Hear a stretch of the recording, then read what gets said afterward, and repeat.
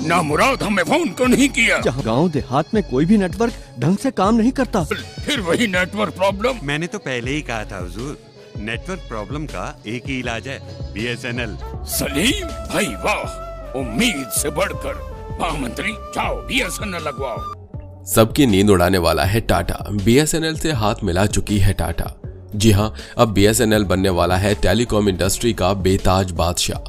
जहां एक तरफ जियो और एयरटेल जैसी टेलीकॉम कंपनी अपने रेट्स को दिन प्रतिदिन बढ़ा रही हैं, वहीं BSNL अब उन्हीं कस्टमर्स को उससे दोगुनी सस्ते रेट्स में फ्री कॉलिंग और फ्री डेटा प्रोवाइड कराने जा रही हैं।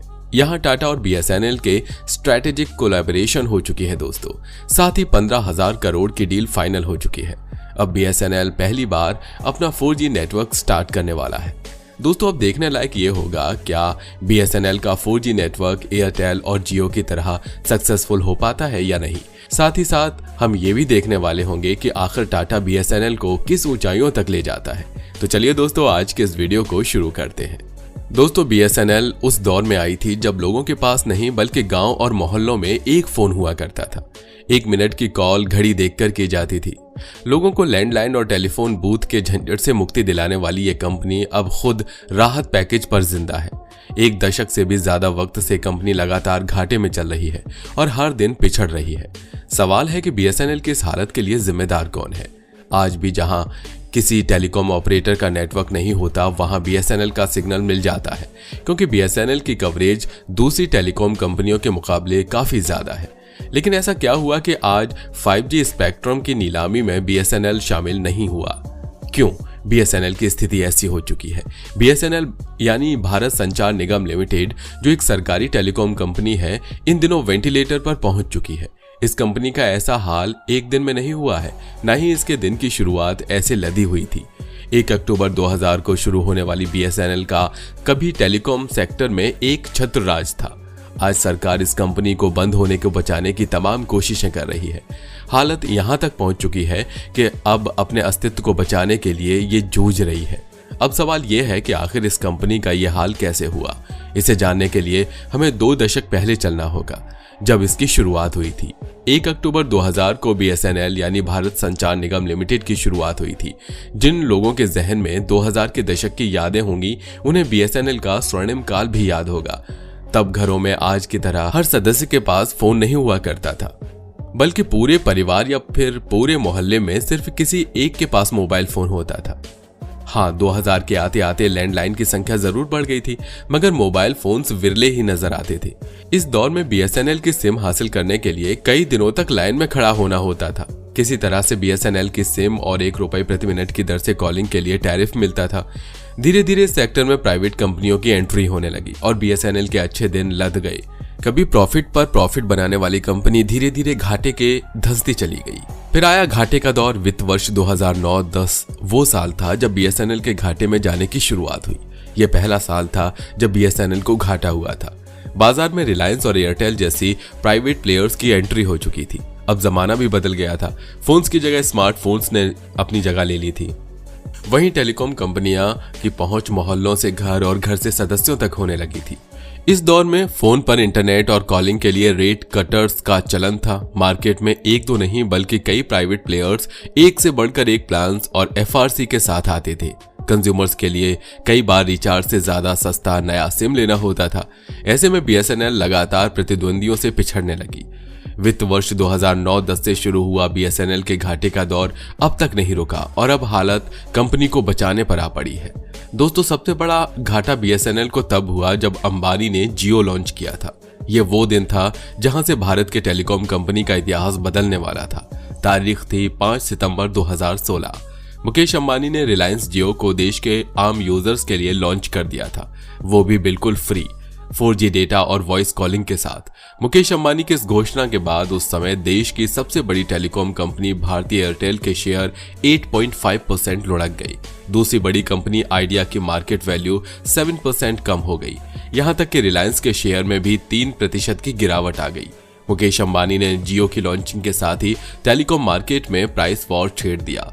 रिलायंस के मुताबिक उस समय 1 GB डेटा की कीमत 200 रुपए तक थी, लेकिन आज 5 रुपए हो गई। शुरुआत में कंपनी ने 6 महीने तक 4G डेटा और वॉइस कॉलिंग फ्री रखी। इसका नतीजा ये हुआ कि रिलायंस जियो तेजी से बढ़ने लगी। रिलायंस के मुताबिक जियो की लॉन्चिंग के 83 दिन के अंदर ही कंपनी के 5 करोड़ से ज्यादा यूजर्स हो गए थे। दिसंबर 2016 तक कंपनी के पास 7 करोड़ से ज्यादा यूजर्स आ गए, जबकि लॉन्चिंग के 1 साल में ही सितंबर 2017 तक जियो के 13 करोड़ से ज्यादा यूजर्स हो गए थे। रिलायंस इंडस्ट्री की तिमाही रिपोर्ट के मुताबिक जून 2020 तक कंपनी के पास 39.8 करोड़ से ज्यादा यूजर्स हैं। महज 4 साल के अंदर जियो देश की सबसे बड़ी टेलीकॉम कंपनी बन गई। जियो की एंट्री के बाद टेलीकॉम सेक्टर में कितना असर पड़ा है, इसका अंदाजा इसी से लग सकता है कि जियो के आने से पहले तक देश में BSNL सहित 12 टेलीकॉम कंपनियां थीं, लेकिन अब सिर्फ 5 कंपनियां ही बची हैं। इनमें भी 2 BSNL और MTNL सरकारी हैं। सितंबर 2016 तक जियो का मार्केट शेयर 1.5% था, जो मई 2020 तक बढ़कर 34% से ज्यादा हो गया। जियो के आने के बाद सिर्फ वोडाफोन और आइडिया में ही मर्जर नहीं हुआ है, बल्कि दूसरी छोटी कंपनियां भी बड़ी कंपनियों में मर्ज हो गई या फिर बंद हो गई। अब जब देश की इतनी बड़ी बड़ी टेलीकॉम कंपनियां बंद हो रही थीं, तो भला BSNL इसके मार से कैसे बच सकता था? यहां तो BSNL के पास 4G नेटवर्क भी नहीं था। यहीं से BSNL का असली डाउनफॉल शुरू हुआ। दोस्तों, BSNL का यह हाल होने का सबसे बड़ा कारण यह भी था कि साल 2021 से पहले कंपनी का ज्यादातर खर्च कर्मचारियों पर होता था। लगभग 55 से 60% कंपनी का एक्सपेंडिचर इसमें ही आता था। साल 2016 में जियो के आने के बाद टेलीकॉम इंडस्ट्री में बहुत बड़ा बदलाव हुआ। 4G नेटवर्क का तेजी से विस्तार हुआ और लोगों का फोकस इंटरनेट पर पहुंच गया। जहां टेलीकॉम इंडस्ट्री में पहले रेट कटर और लो कॉलिंग चार्ज वाले प्लान्स का बोलबाला था, वहां अब 4G डेटा और OTT बंडल्स आ गए। BSNL, जो अब तक 4G सर्विस रोल आउट नहीं कर पाई है, इस दौड़ में हर दिन पिछड़ती चली गई। यह भी कंपनी के मैनेजमेंट का एक गलत फैसला था। जहां सभी कंपनियों ने 4G पर दांव खेला, BSNL के पास एक सेगमेंट में कुछ भी नहीं था। आज भी कंपनी के पोर्टफोलियो में दूसरी कंपनियों से सस्ते प्लान्स मौजूद हैं, लेकिन 4G नेटवर्क का ना होना लगातार BSNL को पीछे ढकेल रहा है। जहां दूसरी टेलीकॉम कंपनियां 5G स्पेक्ट्रम रेस में शामिल हैं, वहीं BSNL 4G की शुरुआत नहीं हो पाई है। लेकिन दोस्तों, अब वक्त बदलने वाला है। अब टाटा ग्रुप की दमदार IT company Tata consultancy services को भारत सरकार से एक बड़ा ऑर्डर मिला है।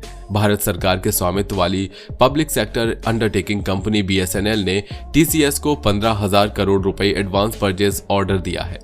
बता दें कि यह ऑर्डर पूरे देश में 4G नेटवर्क को बिछाने के लिए दिया गया है। बता दें कि भारत सरकार की दमदार IT कंपनी BSNL बहुत जल्द 4G नेटवर्क लेकर आने वाली है और कंपनी ने इसके लिए TCS यानी कि टाटा कंसल्टेंसी सर्विसेज कंसोर्शियम को 15,000 करोड़ रुपए का भुगतान किया है। बता दें कि भारत संचार निगम लिमिटेड ने भारत में 4G लॉन्च करने की कवायद शुरू कर दी है। इसी साल 4G सर्विसेज का रोल आउट करने का टारगेट रखा गया है। इसके लिए कंपनी ने TCS को परचेज ऑर्डर जारी कर दिया है।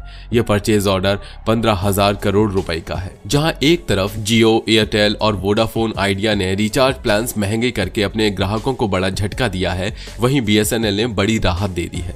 सरकारी टेलीकॉम एजेंसी BSNL ने अपने करोड़ों यूजर्स के लिए सस्ता रिचार्ज प्लान लॉन्च किया है। BSNL के इस नए प्लान में ग्राहकों को लंबी वैलिडिटी के साथ ढेर सारा डेटा दिया जा रहा है। प्राइवेट कंपनियों ने करीब 26% तक रिचार्ज प्लान्स महंगे किए हैं। जियो, एयरटेल और VI ने यूजर्स को झटका दिया है। वहीं सरकारी टेलीकॉम कंपनी BSNL ने ग्राहकों को बड़ी राहत दी है। BSNL ने अपने करोड़ों यूजर्स के लिए एक सस्ता और किफायती रिचार्ज प्लान लॉन्च किया है। BSNL अपने ग्राहकों के लिए 249 रुपए का नया प्लान लेकर आया है। BSNL अपने यूजर्स को 249 रुपए में 45 दिन की लंबी वैलिडिटी देकर राहत देने का काम कर रहा है। आप किसी भी नेटवर्क में फ्री कॉलिंग कर पाएंगे। इंटरनेट डेटा की बात करें तो यूजर्स को कुल 90 GB डेटा मिलेगा। इस तरह आप हर दिन 2 GB तक इंटरनेट डेटा इस्तेमाल कर पाएंगे। फ्री कॉलिंग, 90 GB डेटा के साथ आपको हर दिन 100 फ्री SMS भी मिलेंगे। वहीं एयरटेल, जियो की बात करें तो ये कंपनियां 209 रुपया वाले प्लान का प्राइस बढ़ाकर 249 रुपए कर दी है। एयरटेल अपने ग्राहकों को 249 रुपए में सिर्फ 28 दिन की वैलिडिटी ऑफर कर रहा है। BSNL अपने ग्राहकों को इस कीमत पर 17 दिन की अधिक वैलिडिटी दे रहा है। एयरटेल अपने प्लान में ग्राहकों को 1 GB डेटा दे रहा है, जबकि BSNL 2 GB डेटा ऑफर कर रहा है। अब देखने लायक होगा कि टाटा ग्रुप BSNL के इस डूबती नैया को कहां तक ले जा पाती है। दोस्तों, आपका इस बारे में क्या ओपिनियन है, नीचे कमेंट बॉक्स में जरूर बताइएगा। और हाँ, वीडियो अगर पसंद आई हो तो वीडियो को लाइक करिए, साथ ही दोस्तों के साथ शेयर करिए। और अगर हाँ, चैनल पर नए हैं तो नीचे दिए गए लाल बटन को दबाकर चैनल को सब्सक्राइब जरूर कर लीजिए।